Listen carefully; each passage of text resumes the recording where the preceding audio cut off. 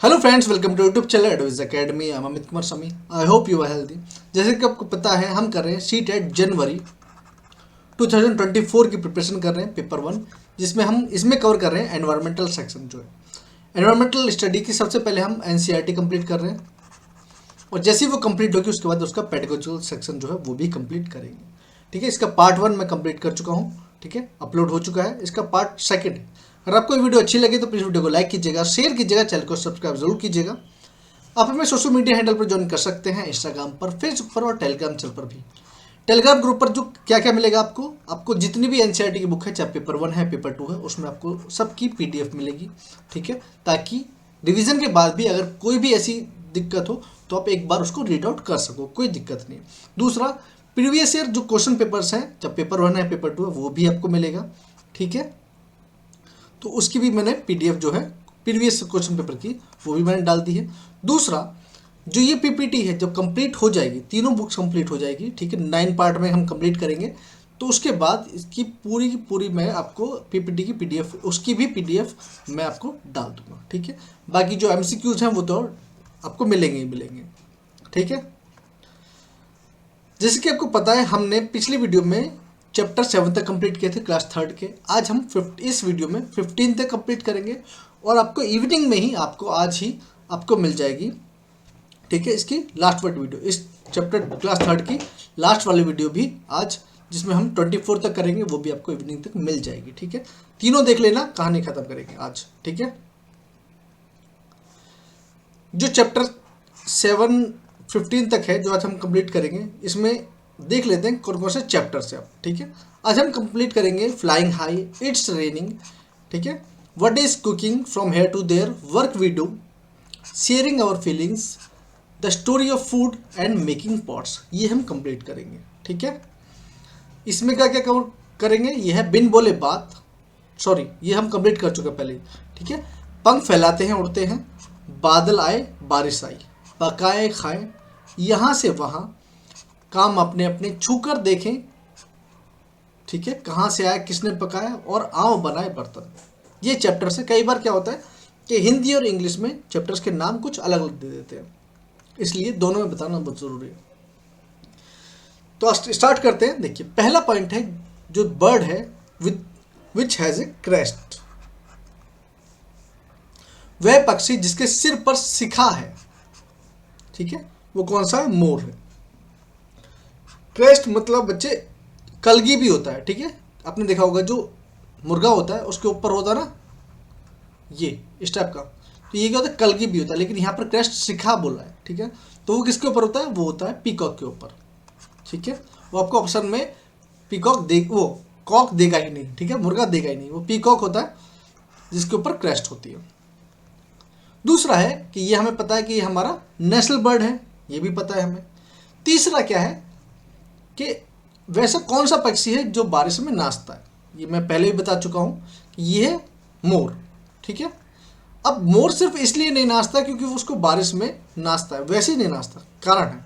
ठीक है, मैं पहले वीडियो में बता चुका हूँ, क्योंकि ये इनका मीटिंग सीजन होता है। ठीक है, जो नर मोर है बारिश से पहले अपने पंख खोलता है मादा मोर। ठीक है, मादा मोर को संभोग के लिए, आकर्षित करने के लिए वे नृत्य करते हैं, और या ठीक है बस अपने पंख खोलते हैं। यही कारण है कि मोर मुख्य रूप से अप्रैल से सितंबर की अवधि में संभोग करते हैं। कहाँ से कब तक, अप्रैल से लेके सितंबर तक, ये ध्यान रखना। जो इनका मेटिंग पीरियड होता है वो होता है अप्रैल टू सितंबर। मैं ये सब चीज़ें क्यों बता रहा हूँ, क्योंकि अगर थोड़ा सा भी एडवांस आ जाए तो आप स्किप करके ना हो। मैंने कुछ भी ऐसा नहीं छोड़ा है कि जो आप ये बोलो कि नहीं सर आपने एनसीईआरटी में ये चीज़ नहीं थी, ये चीज़ थी और ये आपने मुझे बताई नहीं। ठीक है, हमें नहीं कराई, थोड़ा एडवांस लेवल इसलिए लेके चल रहा हूँ। नेक्स्ट है जो ईगल। देखिए, अगर ईगल पे आप डिक्शनरी में सर्च करेंगे तो ईगल माने चील भी आएगा। ठीक है, बाज नहीं आता है। ठीक है, अगर आप सर्च करेंगे, लेकिन क्या जो बाज है, वैसे ईगल, ठीक है, ब्राउन ईगल डालना पड़ता है। ठीक है, तो होता है eagle has a long oval shape tail, जो है इसकी जो टेल है वो थोड़ी ओवल शेप की होती है ना। ऑल्सो कैन फ्लाई है, बहुत ऊंचा उठ सकता है जिसकी वजह से वो, ठीक है।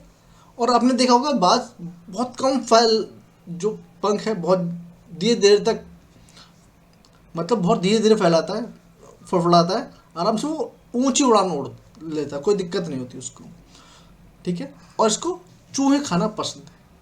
ईगल की अपनी अंडाकार पूंछ होती है, यह आसानी से ऊंचा उड़ सकता है और चूहे खाना इसको पसंद होता है, कोई दिक्कत। अब चलते हैं हम अपने तोते के ऊपर। तोते का नाम हम क्या रखते हैं, मिट्ठू रखते हैं।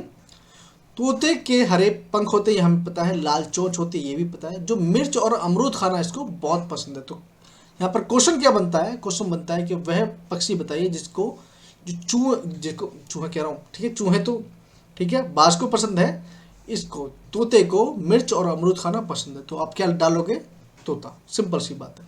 जो आवाज़ की नकल करता है, यहाँ पर दूसरा एमसीक्यू है कि जो इमिटेट कर सकता है। तो इमिटेट कौन करता है, इमिटेट करता है हमारा तोता करता है। अब खास बात, आपने देखा होगा कि ये मिट्ठू ही नाम क्यों रखा जाता है, आपने खासकर देखा होगा जो पैरट्स का नाम जो है वो नेम मिट्ठू रखा जाता है। क्यों, क्योंकि सबसे पहले ये मिट्ठू वर्ड ही बोलता है, जो इसकी आवाज़ से जो निकलता है वो मिट्ठू बहुत निकलता है, तो इसलिए।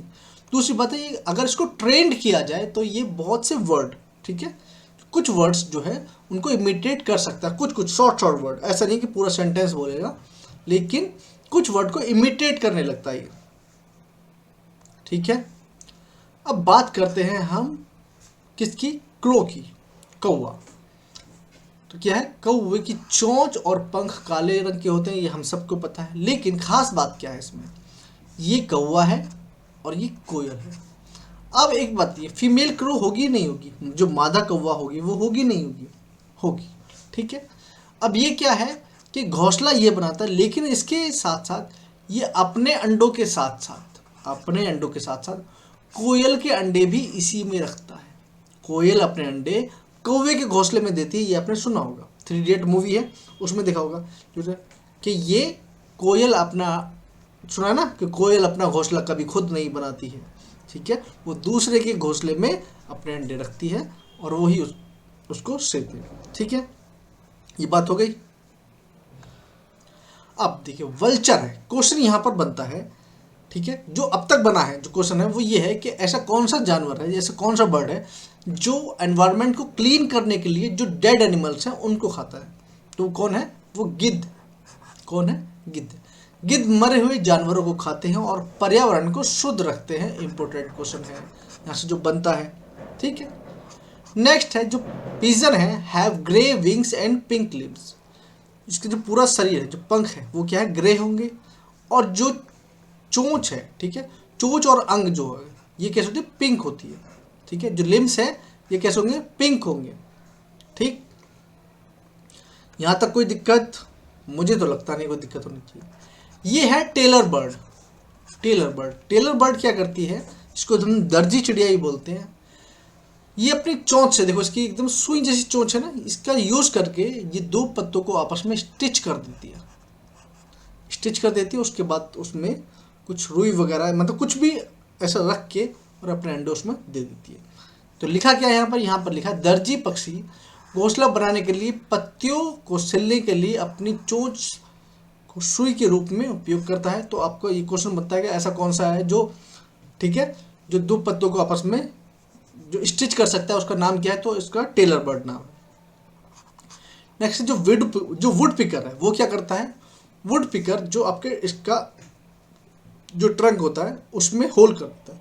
ये ट्रंक है इसकी, तो इसमें होल करेगा और इसमें से जो कीड़े निकलेंगे वो उनको खाएगा, जिसको हम हिंदी में क्या बोलते हैं, कट फोड़वा बोलते हैं। ये आप देखो कट फोड़वा देखा, कट फोड़वा जो होता है वो अपनी चोंच से पेड़ के तने में छेद कर देता है और उसमें से कीड़े खाता है, ठीक है। हम उल्लू की बात करें, उल्लू का नाम सुनते ही बहुत बच्चों को डर लगने लगता है, ठीक है, कि बहुत देखने में बहुत खतरनाक लगता है रियली में, ठीक है।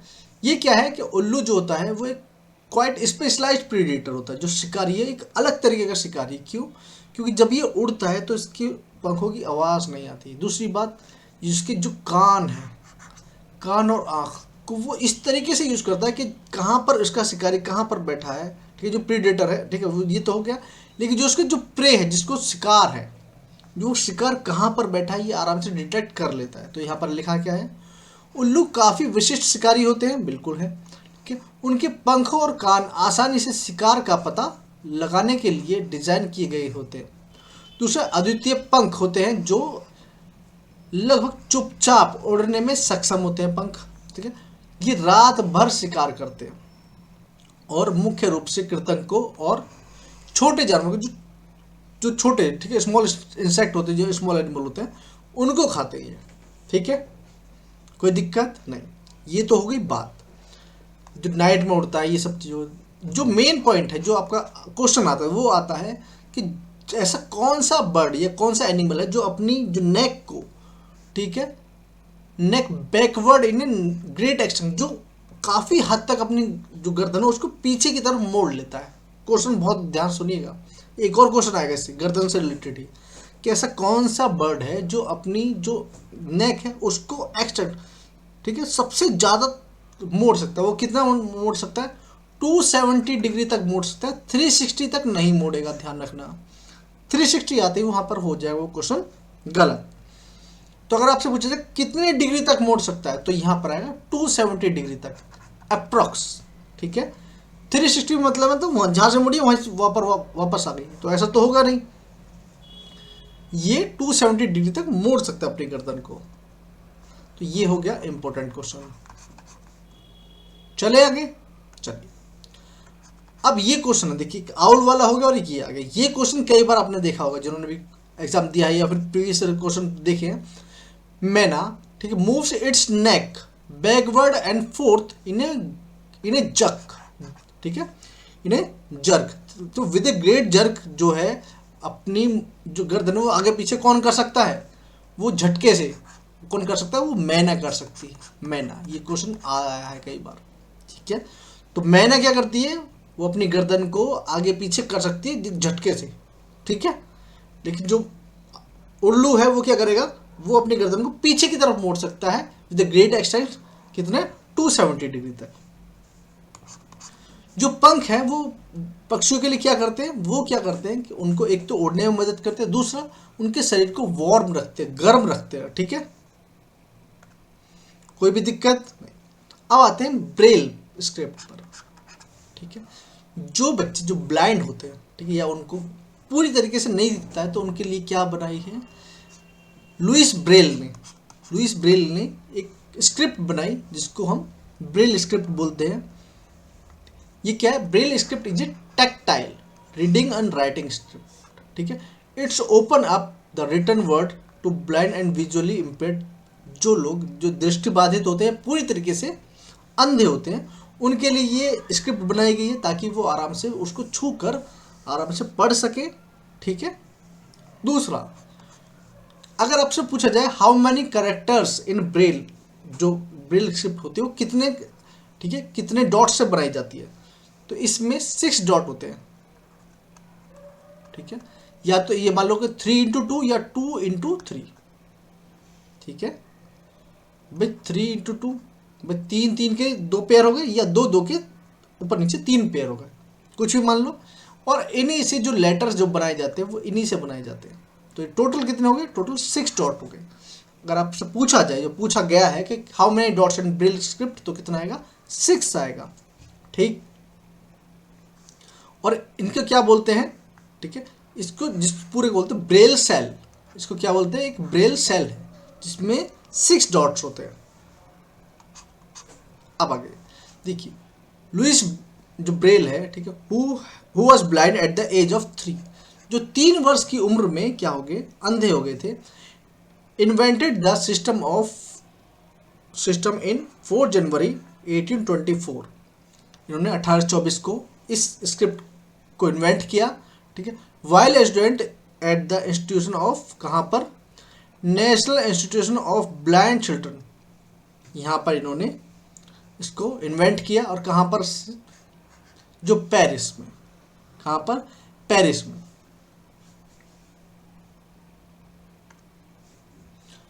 अब उसके बाद आता है जो लुइस ब्रेल है, ठीक है। People read Braille by moving their finger tips from left to right, ठीक है। लेफ्ट टू राइट अगर वो पढ़ेंगे, इसकी जो स्क्रिप्ट है वो लेफ्ट टू राइट पढ़ी जाती है, ध्यान रखना। अब एक क्वेश्चन आता है जो capillary action is the phenomenon that cause water to raise to plant root to leaves. मतलब सपोज कीजिए एक प्लांट है, वो चैप्टर कंप्लीट हो गया ब्रिल वाला। जो प्लांट है, सपोज कीजिए प्लांट, तो यहाँ से अगर जो वाटर है वो ऊपर कैसे चढ़ता है, तो इस प्रोसेस को क्या बोलते हैं, इसको बोलते हैं कैपिलरी एक्शन। क्या बोलते हैं? Capillary action. हिंदी में अगर बात करें तो कोशिका क्रिया। क्या? कोशिका क्रिया बोलते हैं, जिसके थ्रू जो वाटर है वो नीचे से जड़ों के थ्रू ऊपर तक जाता है। आपने देखा होगा ना कि हम पानी कहाँ देते हैं भाई, ऊपर से थोड़ी देते हैं हम पानी, तो ज़मीन में से देते हैं। तो ज़मीन से जो खींच के पानी जो पेड़ अपने अंदर लेके जाता है, तो उस प्रोसेस को बोलते हैं कैपिलरी एक्शन। ठीक है, कैपिलरी एक्शन बोलते हैं। अब देखिए आगे क्या है, क्या? Moisture is transported through plant विया ट्रांसपिरेशन। ठीक है, जो नमी को पौधे में वाष्पोत्सर्जन के माध्यम से जड़ों से, ठीक है, जड़ों से पत्तियों के नीचे से छोटे छोटे छिद्रों से, आपने देखो ये लीव है, ठीक है, तो ये क्या होगी, आप सबको पता है, ये बताने की ज़रूरत नहीं है कि ये ऊपर से चिकनी होती है, ठीक है, ताकि अगर बारिश की बूंद आए तो उसके ऊपर टिक ना पाए, वो नीचे फिसल जाए, वरना ये पत्ता सड़ जाएगा, है ना। लेकिन इसके नीचे क्या होता है, पोर्स होते हैं। पोर्स कैसे होते हैं कि अगर पानी अधिक मात्रा में हुआ तो वो ट्रांसपिरेशन कर देगा उसको, ठीक है, उसको वाष्पोत्सर्जन कर देगा उसका, ठीक है। यह वाष्प में परिवर्तित हो जाता है और वायुमंडल में छोड़ दिया जाता है। इस तरीके से ही पानी बाहर निकल जाता है इसमें से। कोई दिक्कत? तो दो चीज़ है, एक तो ट्रांसपिरेशन कैसे हुआ, दूसरा है इसके ऊपर कैसे पानी चढ़ा। थर्ड पॉइंट सुनिए, ये D+B में भी आपको एग्जाम तो देना ही है, ठीक है। क्या है कि इसके थ्रू कहते हैं, नीचे से जो चीज़ें जाती है वो किसके थ्रू जाती है, उसको क्या बोलते हैं, जाइलम, ठीक है। जो वाटर हो गया, मिनरल्स हो गए, जो नीचे से, जो मिट्टी के थ्रू जो ऊपर जाएगा वो क्या होता है, जाइलम के थ्रू जाता है। और ऊपर से जो लीव्स वगैरह में से जो आता है, फूड आता है, उसको क्या बोलते हैं, फ्लोएम के थ्रू होता है। वो किसके थ्रू होता है, फ्लोएम के थ्रू। तो जो नीचे से ऊपर जाता है वो जाइलम, और ऊपर से नीचे आता है वो फ्लोएम के थ्रू आता है, ठीक। कोई दिक्कत? मेरे हिसाब से नहीं होनी चाहिए। ये चैप्टर हो गया हमारा कंप्लीट। अब आगे देखिए, द स्टोरी ऑफ फूड। जो द स्टोरी ऑफ फूड है, जो चैप्टर्स है, वो किस किस के बीच की कहानी है, वेणु और रानी की फैमिली के बीच की कहानी। वेणु और रानी के फैमिली के बीच की कहानी है, इस परिवार में, परिवार की कहानी है, ठीक है। इसमें क्या है कि इसमें फूड वगैरह के बारे में बताया गया। तो इसमें है कि कुछ जो फूड होते हैं, जो, ठीक है, प्लांट्स वगैरह होते हैं, उनकी आपकी जो कैसी है, मेडिसिन इम्पोर्टेंस है, मेडिसिनल इम्पोर्टेंस है, ठीक है, जो औषधि होती है, ठीक है। कहते नहीं है कि घर की रसोई, ठीक है, वो भी आपका क्या काम है, एक तरीके से वहाँ से कुछ चीज़ें, अगर सर्दी है, जुकाम है, चोट लग गई, कुछ भी हो गई, तो बाहर थोड़ी जाते हैं, छोटी मोटी चोट है तो घर में उसको ठीक कर लिया जाता है। घर के, कहते हैं घर का वैद्य, है ना, सुना होगा ना, घर का वैद्य। When we get injured, we use turmeric with milk। क्या कहते हैं, हम हल्दी दूध के साथ, जब चोट लगती है तो क्या कहते हैं, मम्मी क्या देती हैं, दूध में हल्दी मिला कर दे देती हैं। उससे क्या होता है, जो चोट है उसको हील करने में वो बहुत हेल्प करता है। जब हमें चोट लगती है तो हम दूध के साथ हल्दी का प्रयोग करते हैं, जो चोट को ठीक करने का काम करता है, ठीक। कोई दिक्कत नहीं। अरे हाँ, एक मिथ है। अच्छा, आप मुझे ये बताइए, कितने लोग मानते हैं जो जॉइंडिस होता है, पीलिया होता है, उसमें हल्दी नहीं खानी चाहिए? कहते हैं ना, कुछ लोग कहते हैं कि हल्दी नहीं खानी चाहिए, जबकि ये एकदम मिथ है, ऐसा बिल्कुल भी नहीं है। अगर आपको जॉइंडिस है तो आप हल्दी खाओगे तो और आपको फ़ायदा होगा, ना कि नुकसान होगा। ये अगर मिथ है तो उसको निकाल दीजिएगा मन से। नेक्स्ट है, जो हमें क्या होता है, हमें पेट दर्द होता है, पेट दर्द को इंग्लिश में कोलिक भी बोलते हैं। तो उसको क्या होता है, उसमें हम ड्राई जिंजर जो होता है, ठीक है, उसको क्या बोलते हैं, हम सौंठ बोलते हैं। जो सूखी हुई अदरक होती है उसको हम सौंठ बोलते हैं। सौंठ हो गया, ठीक है, और क्या बोलते हैं, ठीक है, जो कार्डमम सीड होता है, अजवाइन हो गए, ठीक है, और पानी, इन तीन, मतलब इन दोनों को पानी में मिला के घोल के और उसको पी जाते हैं गर्म पानी में। ये किस चीज़ में काम करता है, पेट दर्द में काम करता है। नेक्स्ट है क्लोव्स ऑयल। जो लौंग का तेल है वो किस चीज़ में काम करता है, वो टूथ एक में रिलीफ देता है। जो दांत का दर्द होता है उसमें हमें बहुत आराम करता है। आप में से बहुत घरों में अगर किसी को दांत में दर्द हुआ होगा तो आपने देखा होगा कि लौंग का तेल इस्तेमाल करते हैं, है ना। उससे क्या होता है कि थोड़ा सा रिलीफ मिल जाता है और कई बार वो निकालना भी पड़ता है ना। In cough and cold tulsi ginger and cloves, ठीक है, गिव्स अस रिलीफ। क्या क्या, खांसी जुकाम में क्या क्या, तुलसी, अदरक और लौंग। कुछ लोग इनका काढ़ा बना के पीते हैं, कुछ लोग इसको जो चाय है उसमें मिला के इसको पी लेते हैं। मेन हम मकसद क्या है, वो अंदर जाना चाहिए, ठीक है। लेकिन अगर काढ़ा बना के पियोगे तो ज़्यादा रिलीफ देगा। इसमें गुड़ और मिला लेते हैं, ठीक है। Tulsi also help to boost the immunity. जो तुलसी है वो हमारा इम्यून सिस्टम हो, जो प्रतिरोधक जो क्षमता होती है उसको बढ़ाने में बहुत मदद करता है। इसलिए कुछ लोग क्या करते हैं, सुबह सुबह 3-4 पत्ते बासी मुंह में रख लेते हैं और उसका वो जो उसका रस है उसको चूसने लगते हैं, ठीक है। बहुत हेल्प करता है, अच्छा है। अब बात करते हैं हम नीम की, ठीक है। तो नीम क्या है, नीम घर में, ठीक है, माइक्रोबाइसिडल एजेंट के रूप में काम करता है। ध्यान रखना, माइक्रोबाइसिडल एजेंट के रूप में काम करता है नीम। नीम में प्रतिरोधी जीवाणु संक्रमण के लिए उपचारात्मक के रूप में उपयोग किए जाने वाले काफ़ी संभावना होती है। मतलब जो बैक्टीरिया है, अब घरों में हम नीम क्यों लगाते हैं, ताकि जो बैक्टीरिया घर में नहीं प्रवेश करे। गाँव में नीम का पेड़ इसलिए लगाते हैं घर में, ठीक है, मेडिसिन वैल्यू काफ़ी। दूसरी बात, जो लोग घरों में अनाज रखते हैं, चाहे गांव में या शहर में कहीं भी हो, जो अनाज रखते हैं उसमें क्या करते हैं, नीम की पत्तियां डाल देते हैं ताकि इनमें कीड़े ना लगे, ठीक है। आपके घरों में अगर किसी में हो तो कमेंट सेक्शन में जरूर बताइएगा कि आप क्या इस्तेमाल करते हैं। कुछ लोग पहले देखो सल्फास की गोलियां यूज़ की जाती थी यूपी में, सुना है। और बहुत सी जो फीमेल्स हैं और जो मेल्स हैं वो सल्फास की गोली, जो किसान हैं वो बेचारे सल्फास की गोली खा के मर जाते, आत्महत्या कर लेते थे। तो इसलिए गवर्नमेंट ने क्या किया, सल्फास की गोली की जो पावर है उसको काफ़ी हद तक कम कर दिया और अब इतनी कम हो गई है कि वो उससे कीड़े भी नहीं मरते, है ना। इतनी हालत ख़राब हो गई है। लेकिन फिर भी जो सल्फास की गोली है वो आपको दिल्ली में नहीं मिलेंगी, ठीक है। नेक्स्ट है potato and ginger grow in the underground stem, on the underground stem. देखिए जो आलू है वो क्या है, अंडरग्राउंड स्टेम है, जिसको हम क्या बोलते हैं। अगर आपसे पूछा जाए पोटैटो क्या है, ठीक है, फूड है, वेजिटेबल है, स्टेम है, ठीक है, या फिर रूट है, तो क्या है, ये रूट है, ध्यान रखना। जिंजर भी रूट है। तो क्या है, आलू और अदरक भूमिगत तने, ठीक है, पर उगता है। इस तने को स्टोलोन के नाम से भी जाना जाता है। क्या बोलते हैं इसको, उसको बोलते हैं स्टोलोन, स्टोलोन बोलते। और potato is classified as stem, मैंने पहले बोला कि उसको क्लासिफाइड किया जाता है कि स्टेम के रूप में।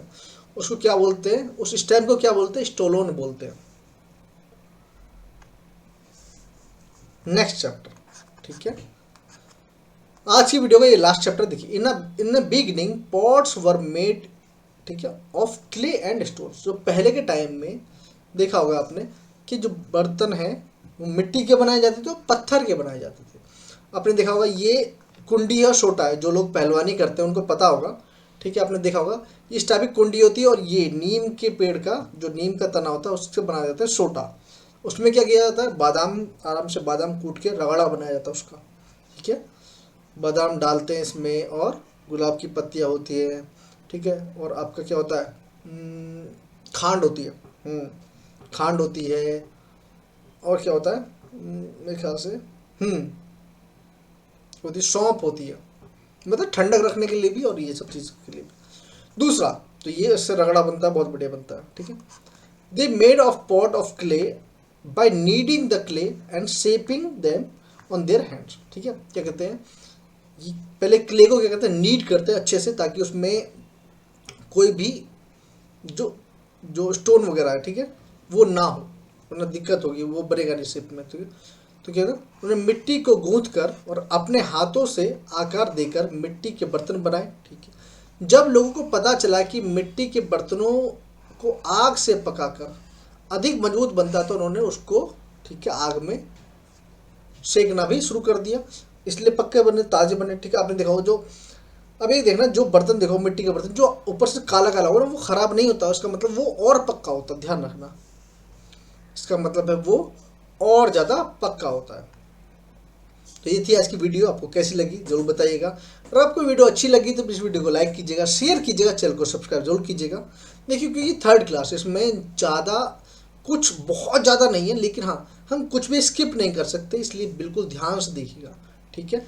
स्किप करके मत जाइए, क्योंकि अगर आप बाद में मेरे से कहेंगे कि नहीं सर इसमें से नहीं है, मैं कुछ भी छोड़ के नहीं चल रहा हूँ, फिर भी मैंने PDF डाल दी। अगर आपको कहीं भी कुछ ऐसा पॉइंट लगे कि नहीं सर आपने ये स्किप कर दिया, तो मुझे ज़रूर बताइए कमेंट सेक्शन में। उसके लिए मिलते हैं नेक्स्ट वीडियो में, तब तक के लिए